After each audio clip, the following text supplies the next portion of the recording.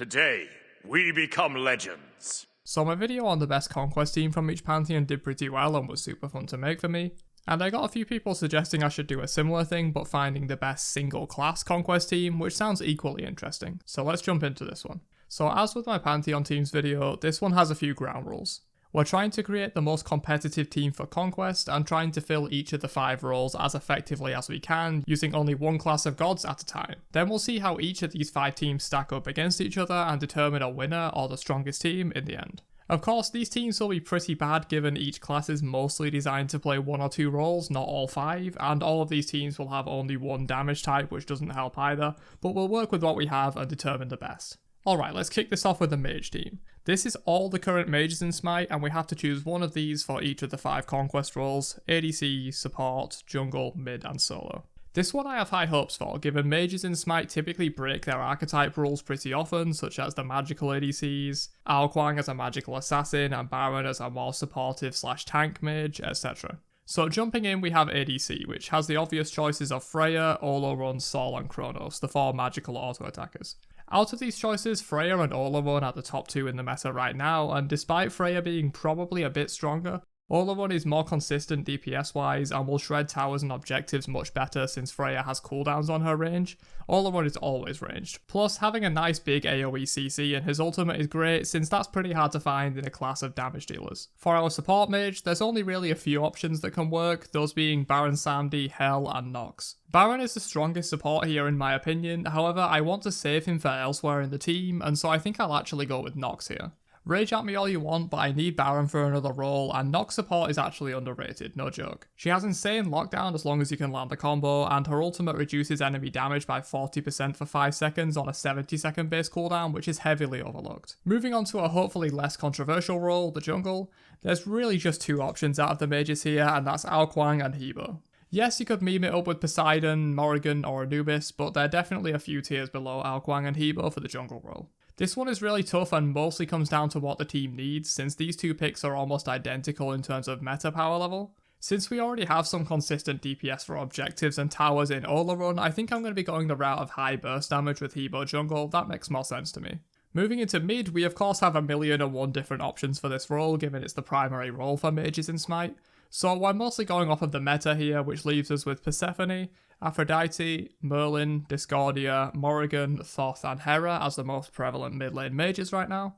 As much as I would love to have Persephone's broken ultimate, Thoth's range burst, or Aphrodite's healing, I feel like Morrigan has to be our pick here. In an all-mage team, being able to cheat the system and get another class on your team, even for just 10 seconds, is invaluable, and Mori has to be on the team in some capacity. I think the mid lane is the best for her, so that's where she's going.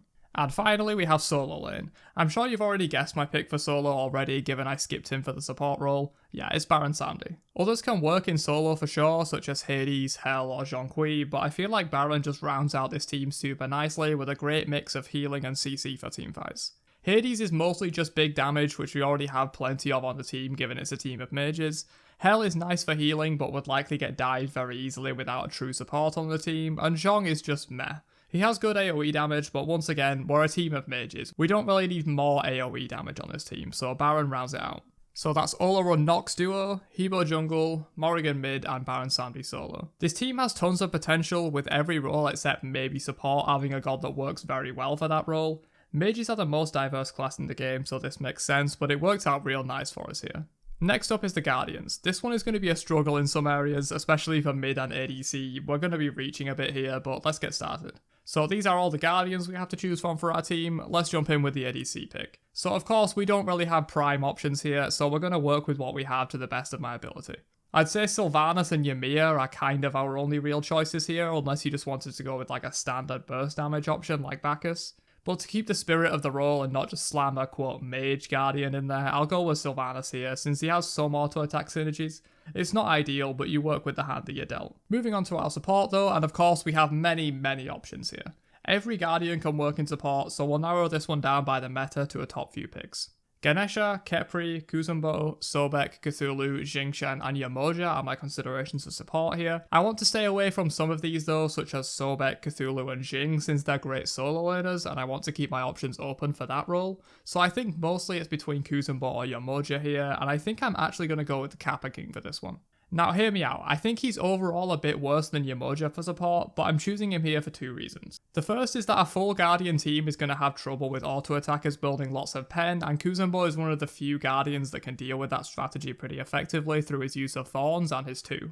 The second reason is that I want to keep Yamoja as an option for another role like mid, and of course, if we choose a god for one role, they're locked out of being used for other roles. So based on those two factors, it's going to be Kuzenbo for the support role. Moving on to our Guardian jungle, we're mostly looking at Kabrakan and possibly Yamiya, Yamoja or Athena, but I feel like Kabrakan sees by far more competitive play in the jungle than any of these other three, so I'm going to use him as our jungler. For our mid, we have Jormungandr and Yamoja as the two most appealing picks. Some others could potentially work, such as Cerberus, Ymir, Bacchus, etc., but they're significantly below these two, I think. I think overall Yamoja is a stronger pick than Yorm though, so we're going to go with her for our Guardian mid lane.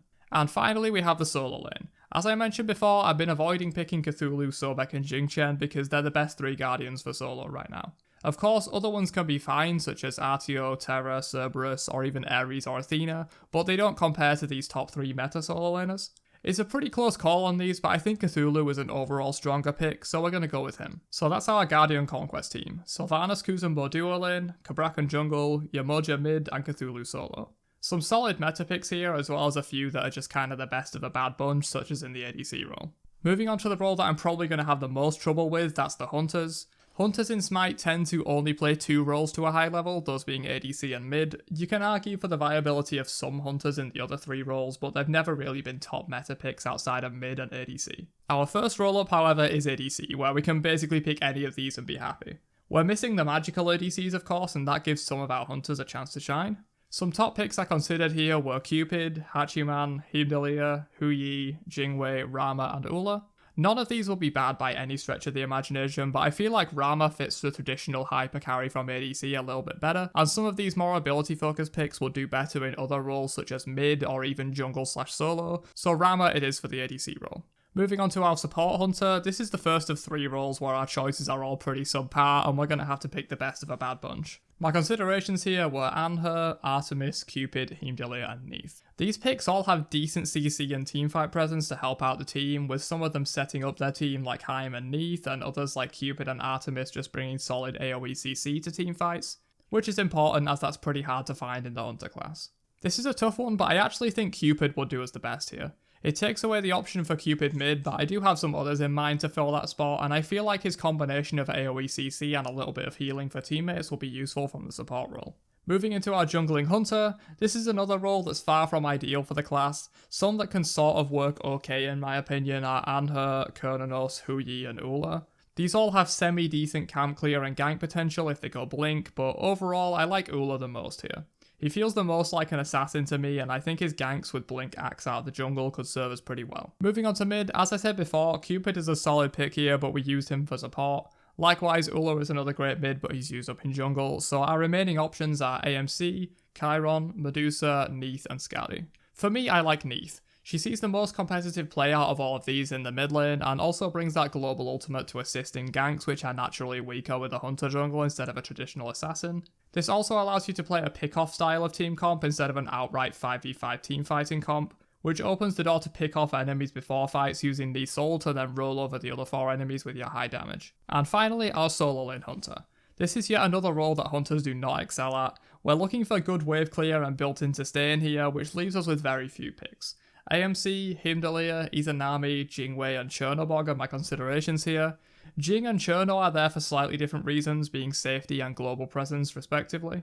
So despite some of the other picks being better laners overall than Chernobog, I think I'm actually going to go with him, simply because he fits our team comp pretty well. He can hold his own in lane for the most part and can rotate super early in combination with Neith ult to support ganks from our Ula and look for early objectives with insane objective shred on this team. So based on synergy, I think Chernobog is actually the best pick for solo. And that's our hunter team. Rama Cupid duo, Ula jungle, Neith mid and Cherno solo. Some pretty wacky picks, but that's what happens when you use a class that's only really viable in 2 roles. Next up we have the warriors. So warriors are the smallest class in the game, but are also a kind of jack of all trades class, meaning they can often flex into many different roles. So despite their low raw numbers, I think this team could shape out pretty well, so let's get into it with our ADC warrior. So we want an auto attacker here, both to compete with the enemy ADC, but also for towers and objective damage. The main ones I'm looking at here are Amaterasu, Bellona, Erlang Shen, and Vamana. So Armor and Erlang fit better in other roles for the most part, and I think Bellona is going to have a much easier time in lane against an ADC than Vamana is, so I'm going to go with Bellona here, mostly due to her block stacks and disarm. Supporting that Bellona, we could have Amaterasu or Erlang again, plus Hercules, Horus, Mulan, or Odin. So as much as Horus is literally designed to be a support warrior, Hercules is simply performing better as a support warrior right now, so I've got to go with him. Moving on to jungle, there's only really one solid option for jungle, and that's Erlang Shen.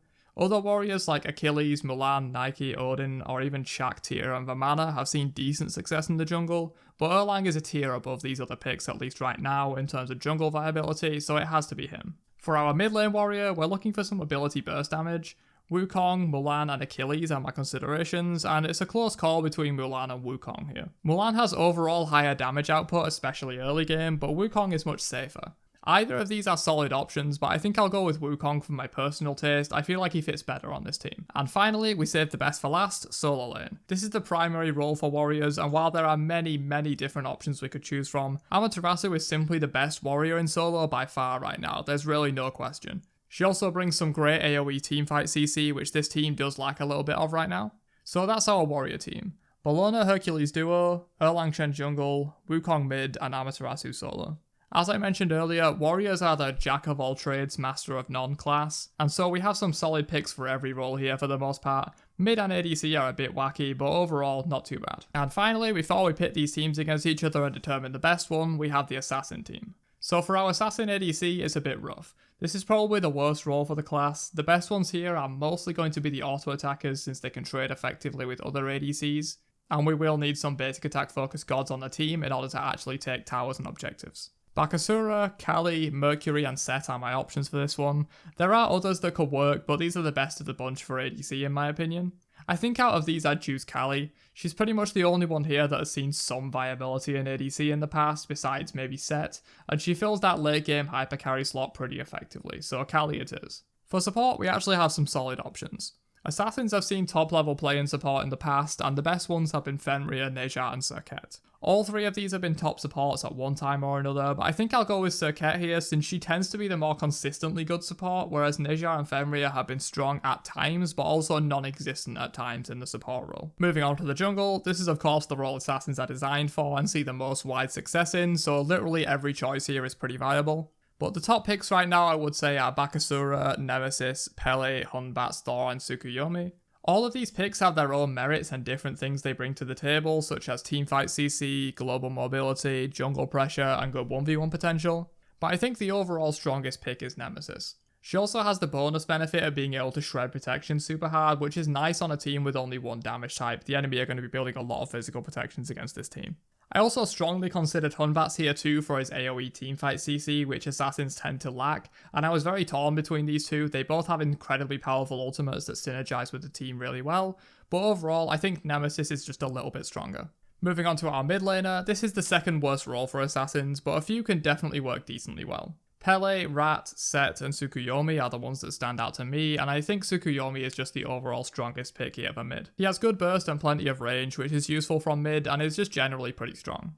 And our final role, solo lane, has a few solid options from the assassin class.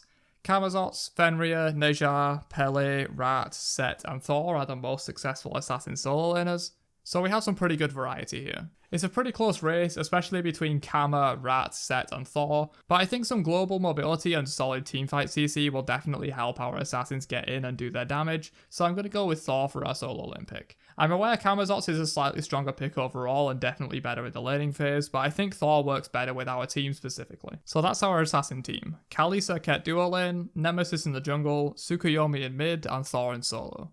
Alright, with all classes covered, there's only one thing left to do. Uninstall Smite. Just kidding, we have to decide a winner for our teams, of course. We have the Mages, Olaron ADC, Nox support, Hebo jungle, the Morrigan mid, and Baron Sambi solo.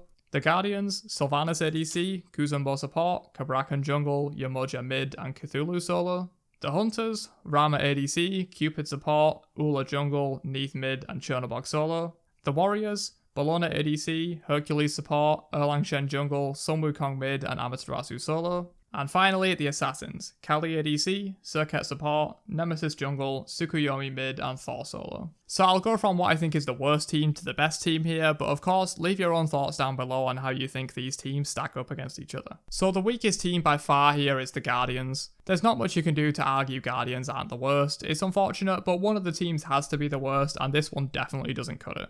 Guardians by nature have low damage output, and this team is going to really struggle to take objectives and siege enemy structures.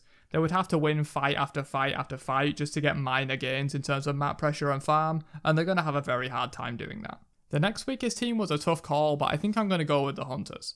Sort of the polar opposites to Guardians, this team will take any teamfight win and easily take objectives, structures, or even end the game very quickly given their high objective damage. However, this team has some severe weak points, mostly in their lack of frontline, CC, and supportive capabilities. This team will get dived so hard with very little way to stop it. A Cupid isn't going to be able to peel the enemy solo and jungle off of his carries at all. And while they could potentially abuse the global rotation power I built into this team with Neith and Chernobyl, I still think they're on the weaker end of these teams. Down the middle at team number 3 in my opinion is the Assassins. This team is actually surprisingly well rounded with decent teamfight, good early and late game, global presence, plus of course unrivaled 1v1 potential across most of their roster. They also just have some outright OP picks, with Nemesis and Tsukuyomi both being on this team, and if you let that Kali get to late game, she's going to be a menace. But similar to the Hunter team, this team lacks good peel. They could frontline and dive pretty well with Thor and Circuit, but their peel is a bit lacking, and their objective shred leaves something to be desired. Kali and Nemesis do okay at objectives, but it's not ideal. However, this team isn't bad by any means, just not better than my top 2, which is why it resides in the number 3 spot. My number 2 pick is the Warriors, which of course reveals that my number 1 pick is the Mages, but I'll go the Warriors first. As I mentioned when drafting this team, Warriors are the jack of all trades class that can flex into many different roles and strategies, which really shows through this team. They have decent picks in every role, and their solo, jungle, and support for the team are actual all-top meta picks. They do suffer quite heavily in objective shred, but with a draft of Erlang and Bellona building into damage, plus Amaterasu, their objective presence is actually not terrible, and their teamfight is one of the best of any of these teams. Overall, a pretty damn strong team. But of course, not quite as strong as my number 1 pick, the Mages. This team honestly sort of cheats the system in many ways. The Mage class has of course traditional mid laners, but also auto-attack mages that are designed for the ADC role, magical assassins like Aoguang designed for jungle, even Baron who is designed more as a supportive / tank mage. Not to mention they have the Morrigan, which allows you to literally have another class on your team for 10 seconds that somewhat fixes the issue of single damage type teams. This team has pretty good team fighting with of course great burst damage, but also good sustained damage from Olorun, decent lockdown from Nox and Baron, and even some healing too. Their objective presence is solid with Olorun for shred, and of course they will outsecure any other team with their burst damage. This team is just hands down the best and is sort of leagues above the others just based on how the Mage class is designed in Smite with many archetype breaking gods such as Olorun in the class. But that's just one man's opinion. Let me know down below how you think these teams would fare against each other, and if you have any other ideas for videos like this one, leave them down below too, because these types of theoretical videos are always really fun to make. I'll catch you guys later. Have a great day, and peace out, you nerds.